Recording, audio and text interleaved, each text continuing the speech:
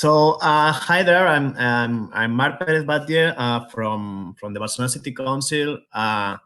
Basically, sorry, I will put. Okay, nothing.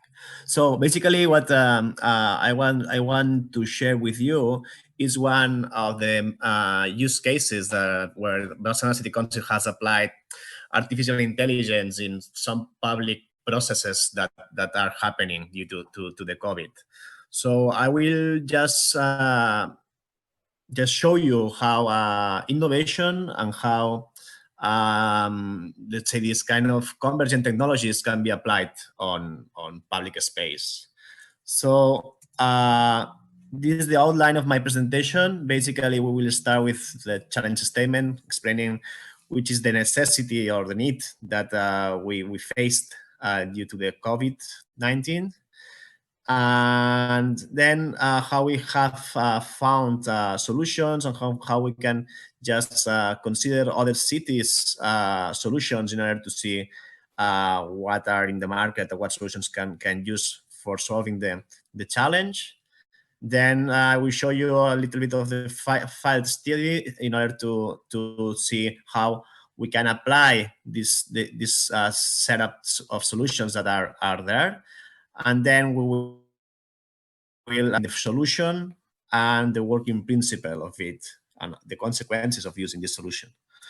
So basically, the challenge is what you are seeing in your screens so far. Due to the COVID-19, beaches were closed due to the confinement that we were, the closure that we were all suffering.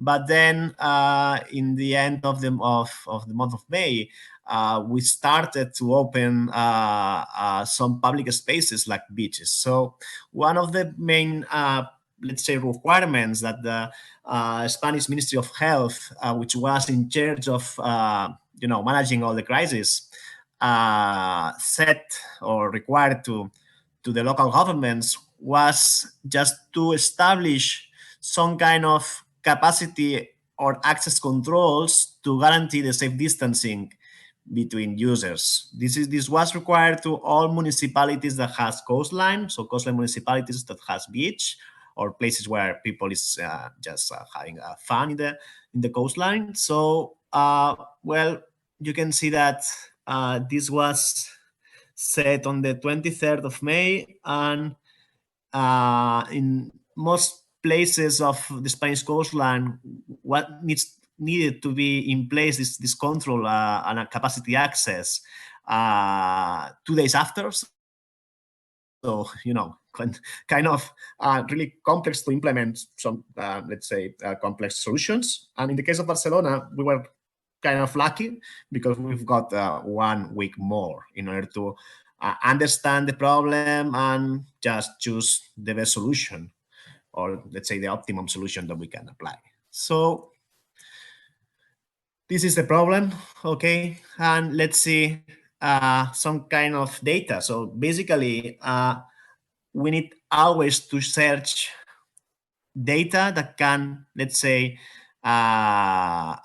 put objective opinions on the problem. So basically, what we have here is the total number of beach users along the last year. So in the x-axis, you have year, and in the y-axis, you have this total number of users in millions. So you can see that, for example, in 2016, we have a peak of 4,700,000 users in this year. So you can see then in the table that it's on the bottom, which is the distribution of these users along let's say, the season or the summer months where beaches are typically overcrowded. So you can see that the 2 most congested months are July and August. That for sure is overlapping with the typical vacancies, holiday season of tourism and for Barcelona citizens. So yeah, so you can see here one of the, let's say, the typical distribution of people in the beach. So this was, if I'm not wrong, this photograph was taken on in 2016 using a drone. So using this drone, they can just analyze the density of people across the beach. So you can see as it can be normal stated that beach users typically sit or in the sands near the water, so really near the coastline. Okay, so you cannot see that the distribution is homogeneous along the beach. So you can see that in these red points that you can see here, we are talking about 2.5 square meters per person. So this is more or less that what we have of space. Okay, so basically, just to have you an idea, nowadays so far we are calculating the capacity of the beach, thinking on one person it's equal to 9 square meters. Okay, so you can see that there is a big challenge here in order to redistribute people that are using the beach. So or at least ensure that people have information in order to see that maybe today is not a good day to go to the beach due to the capacity bottleneck that we have. So then, just seeing the problem, we thought that we need to, use some technology in order to give support to the public servants that are in charge of the beaches, that are more security, and also other public servants that are controlling and are responsible of this capacity control on the beach. So we talked with them, and they told us that they need some kind of technology that we can use in order to ensure that the capacity is being controlled. So basically, here you have a table where you can see different solutions that we see on the market. So basically, typical mobile apps just ensuring that or based on that people, they are going to be responsible for checking in and checking out when they are in the beach. And then using this information, you can basically count how many people you have there.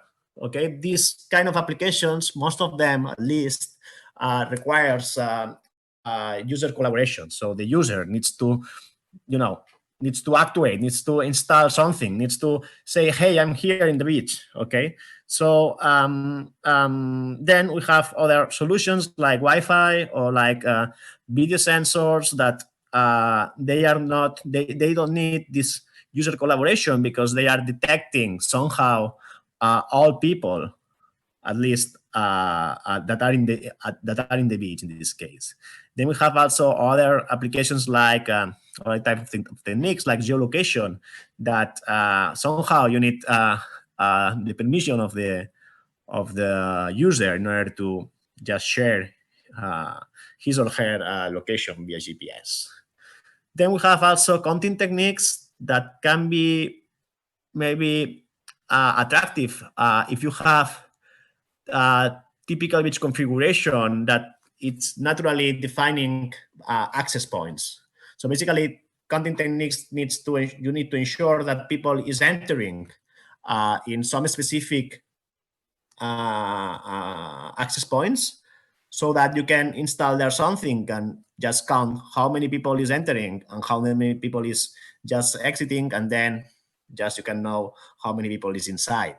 Okay, but this is not it can be applicable in some cases. Okay, these typical cases of small beaches that are in the near the mountains, like in Costa Brava in Girona, it can be useful, but not in Barcelona, as we can see afterwards.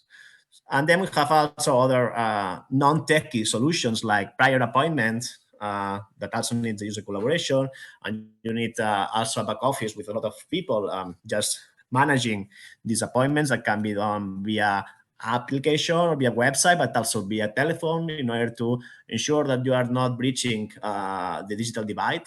And then also this kind of human-based access control that it's like a manual counting techniques that also it's not applicable in Barcelona. So why this is not applicable in Barcelona? So here we have the example of the typical Ciutat district beach topology. So you can see that the street it's just next to the beach at the same level. So this is posing a risk that you cannot, let's say, define easily access points because all it's accessible from the street that it's next to, so from the boulevard. So basically, this is one of the main problems that we cannot use this kind of counting techniques because we cannot define easily these access points. But then you have other topologies in Barcelona beaches like this one, which is in the San Martí district, where you can use this kind of ramps in order to separate what is coming from the street, separate to which is the number of people that is in the beach. But you can see that there are some restaurants here in the sand. So you are kind of limiting the number of people that can be in these restaurants by limiting the number of people that can be in the beach. So this can be a disadvantage for these restaurants. Okay, so well, it's kind of tricky in order to define these access points in order to establish this kind of counting techniques. And then we have also this is a really specific bath that we have in the forum area. That this is not even there is no sand here. It's only this solid floor. And then we need also to take into account this in order to think on if we are thinking on image processing algorithms that should be also including this kind of ground, okay, in their database of algorithms. Okay, so well, basically we need to select a technology that can fit better in Barcelona case. So what we have here is the facts that we have, which are that these collaborative solutions are often used in situations where actual capacity, so capacity post-COVID, okay, and predicted demand are in the same order of magnitude. But here in Barcelona, we cannot say that because the actual capacity, this post-COVID capacity is more or less up to 40,000 users in the same time. And historical demand, it's really higher. Okay, so we cannot, you cannot use this kind of collaborative solutions. So when I say collaborative solutions, I'm saying solutions that require the collaboration of the user. Okay, because you need to take into account that maybe there are lots of users that are not going to collaborate. Okay, so this is kind of difficult in order to implement this kind of collaborative solutions. So this is why we discarded this type of solution. So if we are just focusing on non-collaborative candidates, we have three, which are Wi-Fi, counting techniques, and video sensors. Basically, Wi-Fi was discarded because we don't have enough municipal Wi-Fi hotspots deployed to cover the whole set of beaches. So if we want to implement this kind of solution, we need to deploy a lot of, let's say, telecommunication staff in public space, which is really expensive. Then we have also counting techniques that I explained before, but you can see that if with this kind of beach topography that we have, it's really difficult to implement if you are not implementing at the same time a barrier, an artificial barrier in order to separate street to beach. So this kind of barrier will have a great visual impact and also will increase a lot the budget that we need to implement that. So basically, we select video sensors since that are not expensive, because with, let's say, a limited number of devices, you can cover the whole number of beaches, which are, by the way, we have, I think it was 11 beaches. Okay, so we have a lot of kilometers of beach that to cover. But video sensors, like cameras, are privacy sensitive. So we need to ensure that the whole process that implies privacy sensitive data, it was, implemented in somehow in a way that we ensure privacy. Okay, so we select this option, but we stress a lot that the whole data flow was correctly processed and always controlling the privacy and the security of the overall system. So these are, taking into account this solution, we started with the requirements. So basically we defined, so the actual capacity of beaches shall be accessible to citizens. So the idea is that the citizen, before leaving home, they can look up at the webpage that is typically the municipal beach information website, where in almost real time, this citizen can see how the people is distributed on the beach and which are the capacities, the actual capacities that we have, and then decide to which beach is going to go. Okay, so basically this is the information that we want to show to the citizens, but this information there is a really strong need in order to be in real time or almost real time, in order to have this, these dynamics. Okay, then basically for sure minimizing deployment costs, and so one of the main problems of deploying this kind of systems is that you need to ensure that the information, so they are always in a device. There are always two inputs outputs. One is electricity, so you need to power the systems, and the other is how you evacuate, how you take out the traffic, the data. Okay, so in order to minimize deployment cost, for sure you need to put the power supply to the camera, but you can just say, okay, we are using wireless electronic communication means in order not to deploy fiber optic. Okay, so this is one of the main also requirements. So we will use wireless electronic communication means in order to connect, to communicate the servers, sensors, etc. between them. Okay, and then for sure the system must comply with acceptable levels of accuracy, integrity, availability, and continuity. This is typical of all systems, and privacy must be ensured when managing personal data. So these are these 4 main requirements that we put in the system.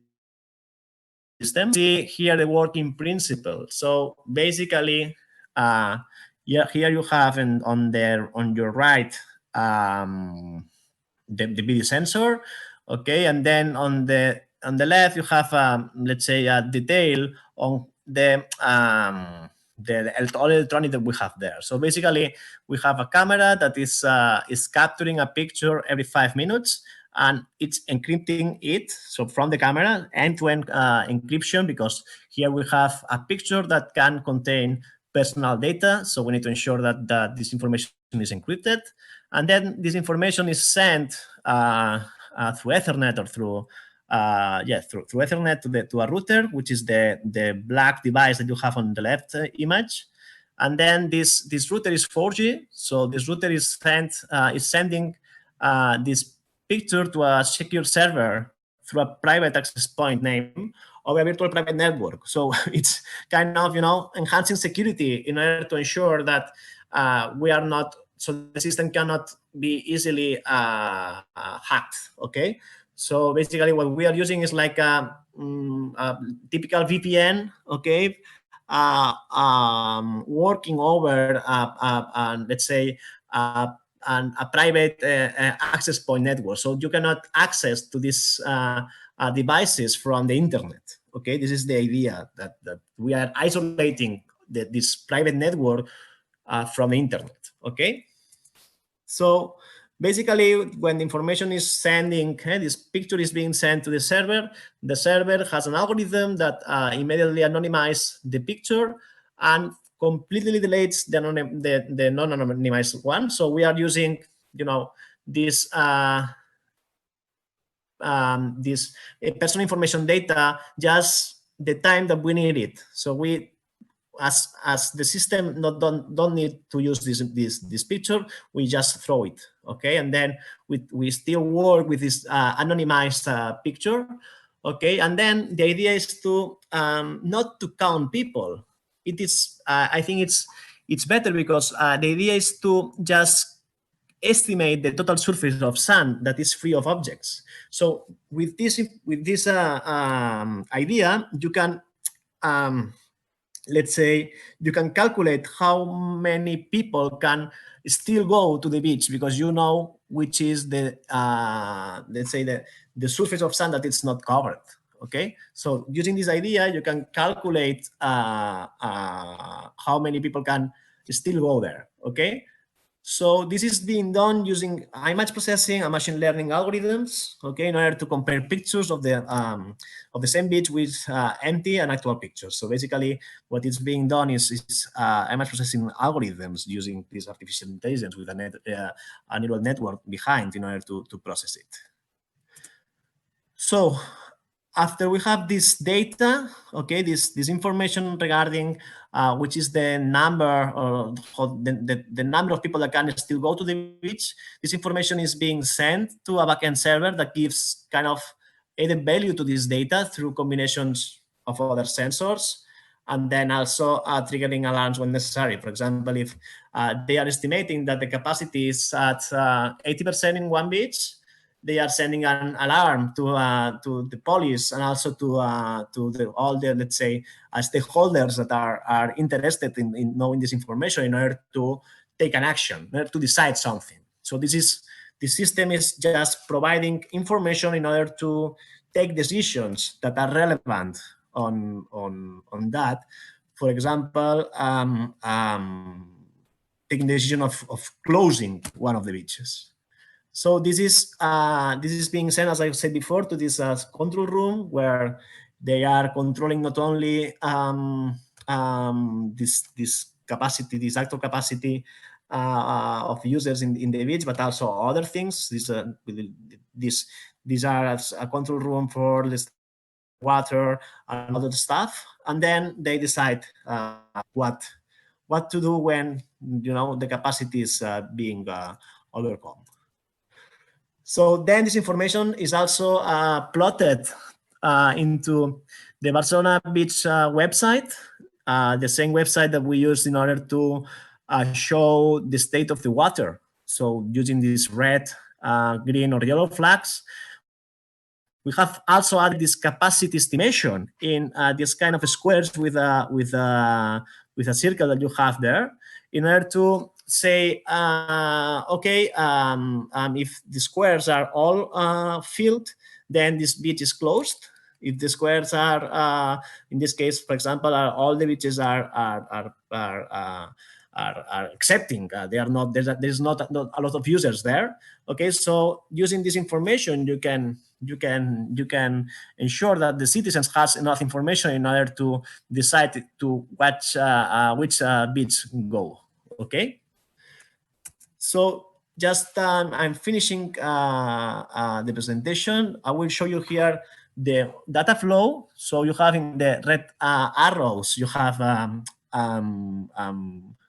the personal data that is it's being captured by the sensors and then being transferred to the server, and finally in the server it is just anonymized and then is thrown.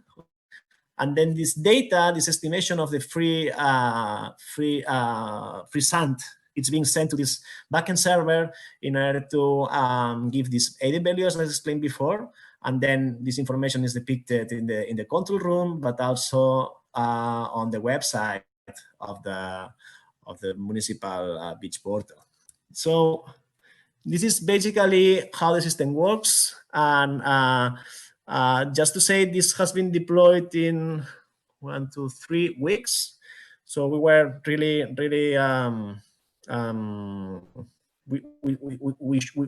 we must go work really quick in order to have the overall system deployed.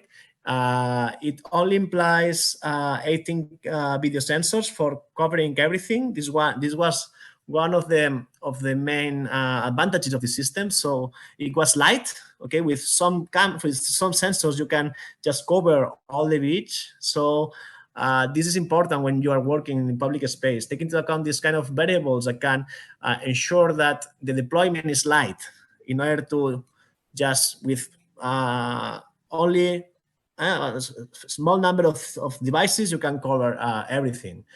Another thing that it's also important, and we will work as a further work. We will work this in August, is to try to develop a benchmarking system, for example, based on Wi-Fi, in order to just to benchmark which is the system that is working better. Remember that we discarded Wi-Fi because it was not deployed everywhere in the beach, but we have some access points in some beaches. So we can in these places we can just see if the information coming from the Wi-Fi and the information coming from the video sensors are just correlated.